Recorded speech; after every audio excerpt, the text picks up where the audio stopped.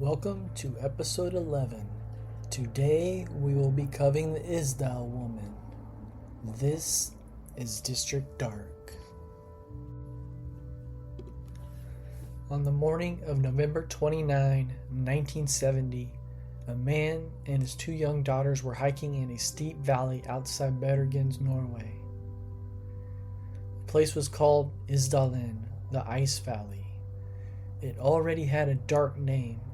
People also called it Death Valley because of the old stories about suicides and accidents there. It was cold, rocky, and isolated. The kind of place where a person could disappear from sight very quickly. As they moved through the valley, the father saw something ahead among the stones. A woman was lying there, badly burned. The front of her body and her clothes had been scorched. Her face could not be recognized. Around her were strange objects: bottles, clothing, an umbrella, purse, jewelry, a passport holder, and traces of burned paper. Under her body was a fur hat. Later, police found traces of petrol on it. Every label and identifying mark had been scraped away or cut off. It was the start of one of the strangest unidentified death cases in Europe. Because within days, police would find two suitcases in Bergen railway station linked to the dead woman. Inside were wigs, coded notes, money from several countries, and more clothing with labels removed. Hotel records would show that she had moved across Norway under false names. Witnesses would describe a woman who seemed elegant, private, tense, and always slightly out of place. Some said she spoke German. Others said she used broken English. Some remembered the smell of garlic.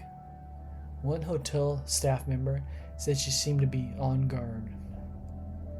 Police eventually decided she had probably killed herself, but many people never believed that answer fit the evidence. The woman, known as the Isdal Woman, was found dead outside Bergen, Norway in 1970. Police eventually tied her to a hotel stay across Norway. Several fake names, coded travel notes, wigs, foreign money, and movements that still do not make full sense. At the time, authorities closed a case as likely suicide, but years later, journalists, former investigators' families, and new forensic work kept pushing the case back into view. This case had lasted because almost every answer raises another question. If she took her own life, why remove the labels from everything? Why travel under false names? Why move the way she did? Why were there bruises on her neck? Why did witnesses later place her with an unknown man? Why did so many people who met her remember her so clearly, but still never know who she really was? The setting matters in this case. Bergen is Norway's second largest city, built around water, hills, and steep ground. The Isdalen sits outside the city, near the north face of Mount Ulriken. Even before this case, the valley had a reputation for danger. It was steep, rough, and hard to move through. In older times, it also carried a darker reputation because of suicides and accidents. That matters because the place where the body was found already gave police two possible starting points. One was that someone had chosen the valley on purpose because it was hidden and remote. The other was that the valley's reputation as a death place may have shaped how police thought about the case from the beginning. If a body is found in a place already linked with suicide, that can quietly steer the investigation, even before all the evidence is in. The second point is an inference from setting and the later suicide ruling, not a documented statement from police. On November 29, 1970, the father and his daughters came across the body while hiking. Police responded quickly and opened a full investigation, recorded a case 134-70. At the scene, they found a woman lying on her back with her hands raised near her torso. The front of her body had been badly burned. Her clothes were burned too. Her face was unrecognizable. Nearby were an empty bottle of St. Halvard liquor, 2 plastic water bottles, a plastic passport holder, rubber boots, a wool jumper, a scarf, nylon stockings, an umbrella, a purse, a matchbox, a watch, 2 earrings, and a ring. There were burned papers around the body, and the fur hat beneath her later tested positive for traces of petrol. To investigators, the arrangement looked odd even then. A&E later quoted forensic investigator Dormand Bones saying the placement of the objects was strange and that it looked like there had been some kind of ceremony. That line has stayed with the case because it captures how unnatural the scene appeared to people who saw it as evidence, not folklore. There was another detail that would matter a great deal later. Every identifying mark had been removed. Labels had been cut out, names had been scrubbed away. The objects around her body did not help police tell the simplest story first: who she was. The woman was described as around 164 centimeters tall, or about 5'4.5", with brown eyes and long dark hair. Early witness descriptions placed her somewhere between 25 to 40 years old. She had unusual dental work, including 14 fillings and several gold crowns, which investigators thought was not typical for a woman of that age in Norway. That dental work became one of the first major clues. In unidentified cases, teeth can say things the rest of the body cannot. They can hint at class, travel, places of upbringing, and the kind of dental system a person had access to. In this case, the work looked foreign enough that it suggested she may not have been Norwegian at all. Later analysis would push that idea even further. But at the time, police still had no name, no documents, and no clear reason she had been in the valley. They only had a burned body and a scene that looked carefully stripped of identity. 3 days later, the case changed sharply. Investigators found 2 suitcases at the Bergen railway station that belonged to the dead woman. They linked them to her through fingerprints found on the sunglasses in the luggage.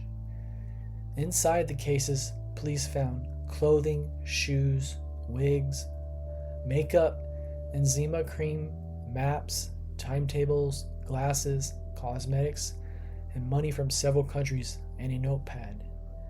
They also found 5 100 Deutschmarks notes hidden in the lining of one case. Like the objects at the death scene, the clothing and other belongings had identifying labels removed. That discovery changed the kind of case police were dealing with. This was no longer only an unidentified body in the valley. Now there was a travel trail. There were wigs, foreign cash, coded notes. There were belongings that suggested planning, disguise, or at least determined effort to move without being easily traced. Wigs especially stood out to the investigators and later writers. Wigs do not prove espionage or crime. People wear wigs for many reasons, but in this case, they sit beside false names, cut labels, coded writing, and repeated hotel stays. Taken together, they made the woman look less like a hiker who had wandered into danger and more like someone who was actively managing how she appeared to others.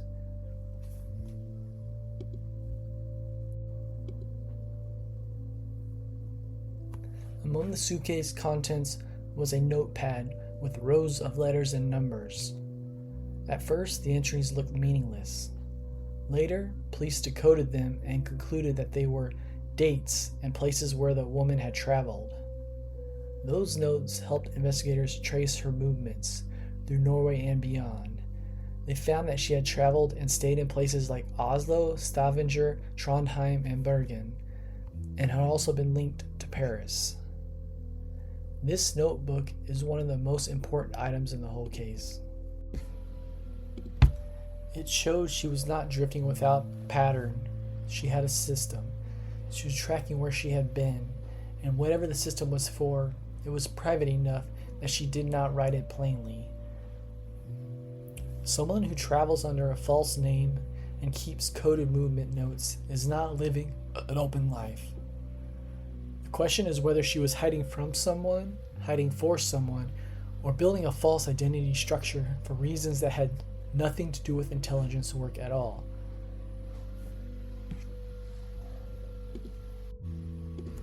Police had found the woman had used a series of false names while checking into hotels. Among the names listed in the records were Genevieve Lancier, Claudia Tilt, Claudia Nilsson, Alexia Marquez, Vera Jarl, Fenella Lork, and Elizabeth Lindhover. She repeatedly claimed Belgian nationality, though details like birthday, birthplace, and occupation changed. Some forms were filled out in German and others in French. Most of the addresses she gave turned out to be false. That is one of the reasons the case grew so large so quickly. A dead woman with one false name is suspicious. A dead woman with a chain of false names, travel notes, wigs, and foreign money becomes something else entirely. Police also learned that she often had told hotel staff she was a traveling saleswoman and an antiques dealer.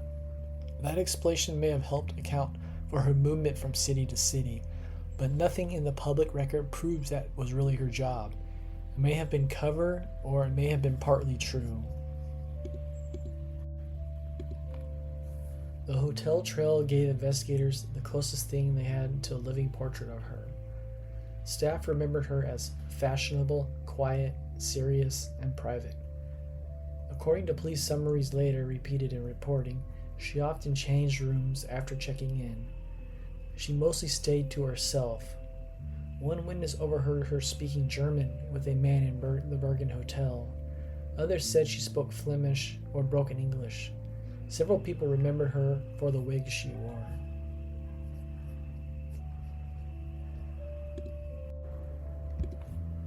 At Hotel Orda Eiman in Bergen, where she stayed in room 407, staff later told police that she was attractive, dark-haired, and kept mostly to her room. One detail appears again and again in later retellings. Staff said she seemed off guard. When she checked out on November 23rd, she paid cash and asked for a taxi. That was the last confirmed sighting before her body was found 6 days later. The phrase "on guard" is small but important. It does not tell us what she feared, but it does suggest that people around her noticed something beyond mere privacy. A person can be quiet without looking tense. A person can travel alone without seeming weary. Staff thought she was watching the room around her, not just passing through it.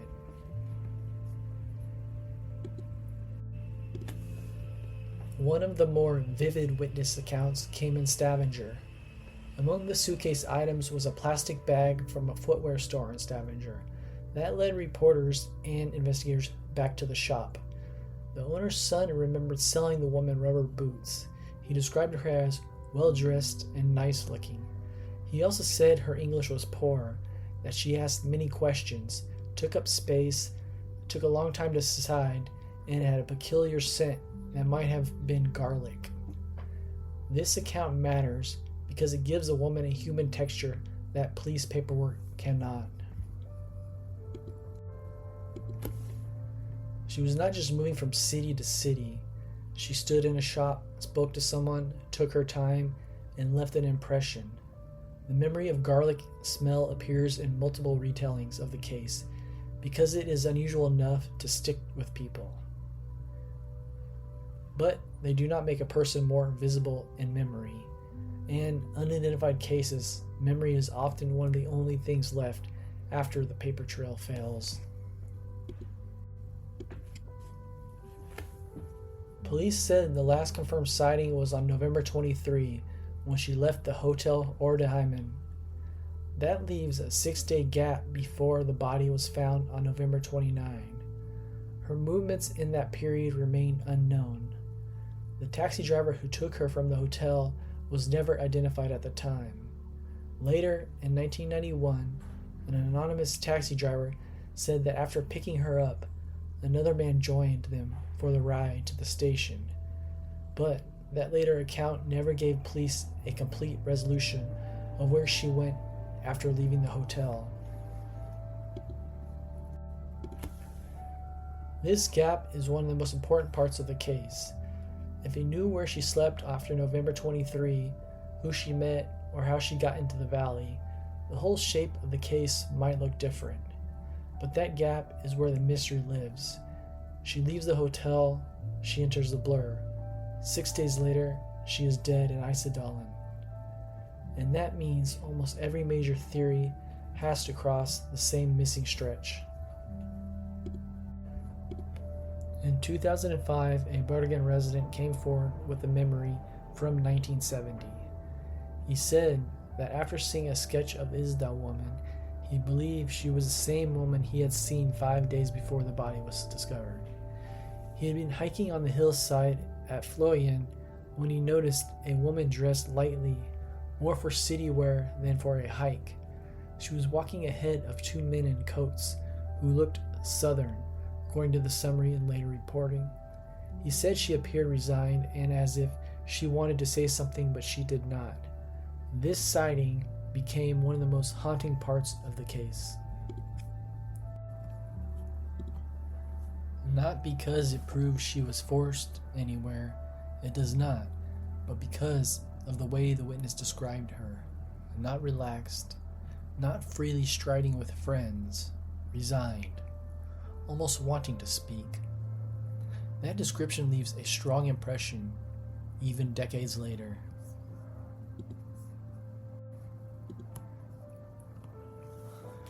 The witness also said he told someone he knew in the police at the time and was told to forget it. Later reporting says the sighting was never formally recorded then.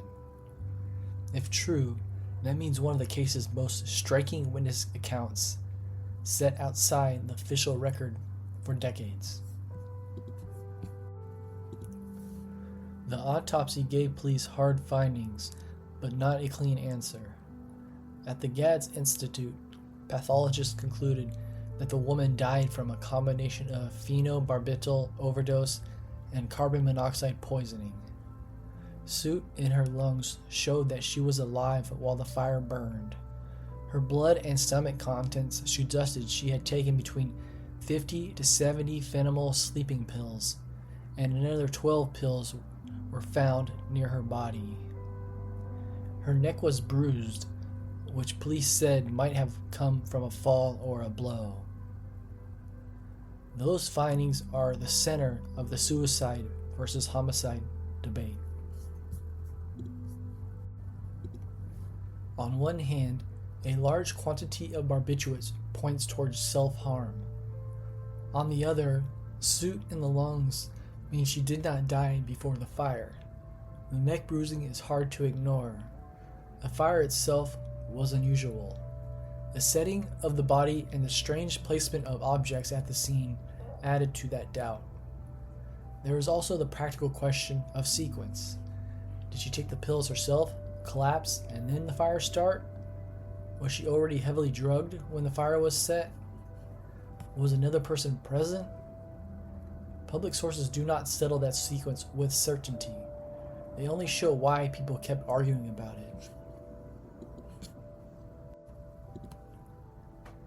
Despite the case's odd features, authorities at the time ruled the death a likely suicide. The decision seems to have rested on the barbiturates, the carbon monoxide poisoning, and the fact that the body was found in a valley already associated with suicides. Some reporting says the case was closed quickly in 1971, only weeks after the discovery. But even some people close to the original investigation appear to have felt that the answer came too fast. A&E reported that descendants of local police later said some investigators were unhappy that the case had been shut down too soon. Tore Osland, son of Bergen investigator Harold, said his father could never put the case away and never accepted that it had to be closed. Another relative said her grandfather felt barriers were being placed in a way of the work. Those later memories matter because they suggest the disagreement was not invented decades afterward by journalists and internet sleuths. Some of the unease appears to have been there from the near start.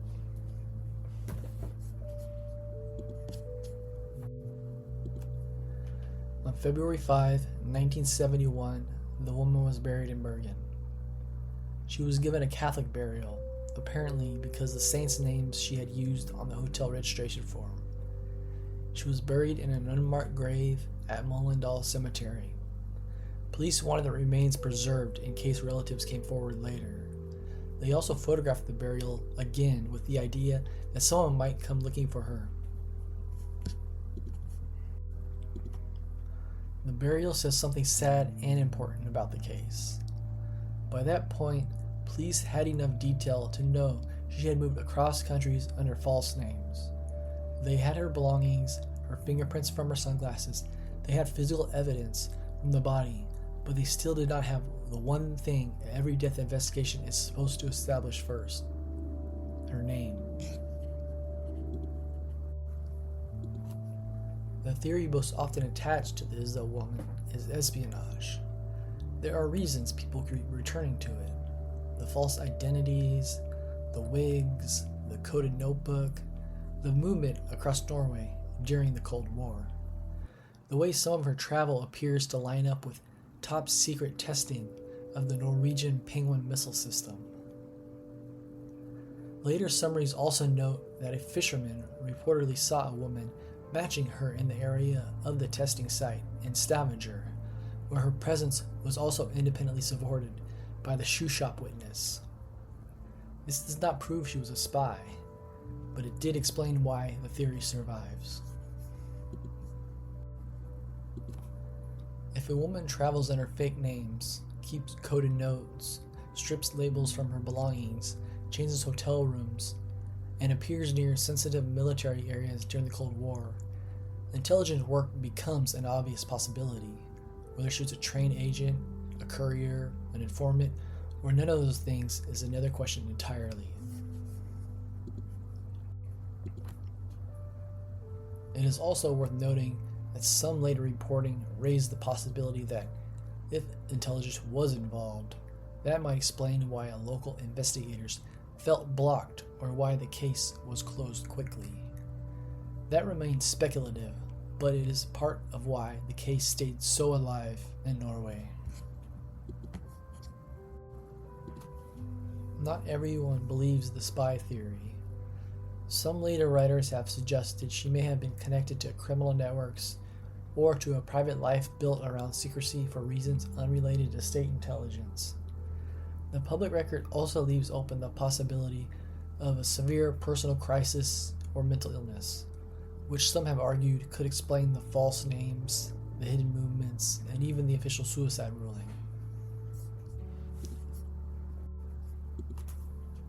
What matters is that no theory explains everything cleanly. The spy theory helps with the aliases and the travel, but not necessarily the death scene. A suicide theory helps with the sleeping pills, but not easily with the removed labels, the bruised neck, or the wider pattern of concealment. A murder theory fits the witness with two men in the odd scene arrangement, but Public evidence has never supplied a named killer, a clear motive, or a reconstruction accepted by authorities. In 2016, Norwegian broadcaster NRK reopened a public attention on the Isdal Woman and worked with police and Kripos, the Norway's National Crime Investigation Service. NRK also commissioned American forensic artist Stephen Mizzle to create a set of new sketches based on morgue photographs, which were shown to people who had seen the woman alive. This was important for two reasons. First, it brought back the case into the public view in a serious way, not just as legend. Second, it focused on one of the most basic unsolved problems. Maybe someone still recognized her, but never connected the old, poor quality image to the person they had once known. Cases like this often survive because one missing identification step never happened at the right time. The new sketches were an attempt to repair that. Modern forensic work added another layer. In 2017, isotope analysis of the woman's teeth suggested she was probably born around 1930, plus or minus 4 years, making her older than the early eyewitnesses thought. The same work suggested she was born in or near Nuremberg in Germany and had moved as a child to France or the French-German border region. Other reporting from the BBC NRK effort said she was probably raised in French-speaking Belgium. That matters a lot. For years, witness estimates and assumptions may have made people picture a woman in her 20s or early 30s. But if she was closer to 40, then the wigs, clothing, and presentation may have been doing more work than people first realized. Later witness material even included an informant who said she sometimes dressed younger than her age. The isotope work also made the case less abstract. It narrowed the map, not enough to name her, but enough to push the search away from she could be from anywhere and toward a much smaller part of Europe. In 2018, NRK and BBC World Service released the podcast Death in Ice Valley. The series brought together journalists, witnesses, forensic experts, and listeners from around the world. It also generated new public interest and fresh tips. In 2019, the BBC reported that podcast listeners had supplied new clues. Genetic genealogist Colleen Fitzpatrick also offered help using preserved tissue to try to identify the woman through modern methods. That is one of the most hopeful parts of the story. The original investigation was limited by the 1970 methods, a short timeline, and the fact that the identity evidence had been deliberately stripped away. Modern work does not solve the scene by itself, but it gives the case a second life. Isotope science, mtDNA work, updated sketches, and a large public audience make it possible that the answer may not stay buried forever. Still, as of the latest reporting in the sources reviewed, she has not been conclusively identified. In many cold cases, witness statements are vague and forgettable. In this case, they are not. They do not solve the mystery, but they build a person. The hotel staff gives us a woman who is neat, serious, and watchful. The shoe shop gives us someone who could be patient, demanding, and memorable. The Bergen Hotel witness gives us a German conversation with a man. The hiker gives us a possible image of fear or resignation. The later taxi account gives us a possible unknown man joining her ride after checkout. None of those details stand alone as proof. But taken together, they make it hard to believe she moved through Norway entirely alone, untouched and unnoticed. People saw her, they just did not know they were seeing someone who would become one of Europe's most enduring unidentified dead.